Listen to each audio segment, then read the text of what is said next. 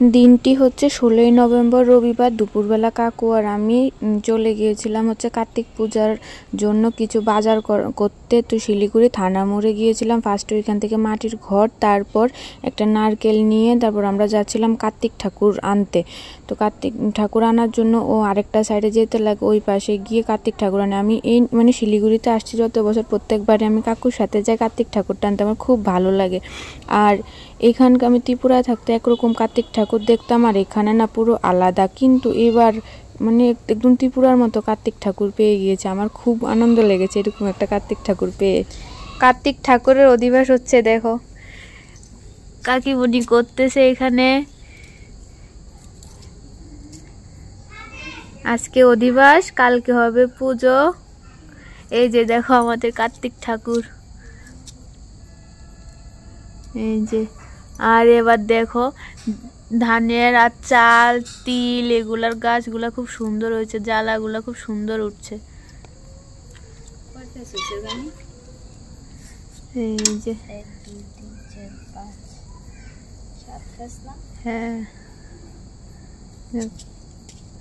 এখানে কাকিমণি সবকিছু করছে।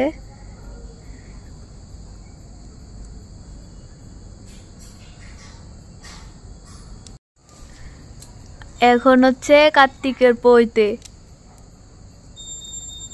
কার্তিকের চোখগুলো দেখো কি সুন্দর, একদম ছোট ছোট, খুব সুন্দর লাগতেছে। এই যে আগের দিন ছিল অধিবাস, পরের দিন হচ্ছে পুজো। তো সন্ধ্যার সময় প্রায় 6টার দিকে পুরোহিত মশাই চলে এসেছে, আর কাকিমণি এখানে পুরোহিত মশাইকে সমস্তটা গুছিয়ে দিচ্ছে। আর পুজোটাও তোমরা সকলে দেখতে থাকো।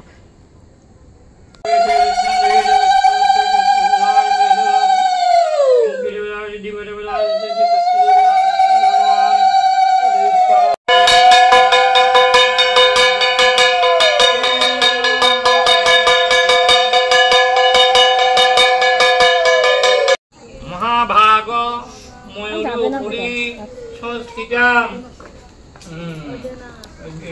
নানা সপ্তকাঞ্চন বর্ণাবাং সপ্তহস্ত বরপ্রদাং জীবুজং সত্যন্তারং নানা লঙ্কার পুলকে নাচিয়ায় মানিক রাজার অম্র কাননে কেউ শিশু গেলে ফুলয়াননে মানিক রাজার অম্র কাননে কেউ শিশু গেলে ফুলয়ান। পুজোটা তো খুব সুন্দরভাবে সম্পূর্ণ হলো। তারপর এখানে পুরোহিত মশাই খুব সুন্দর একটা গান করলো।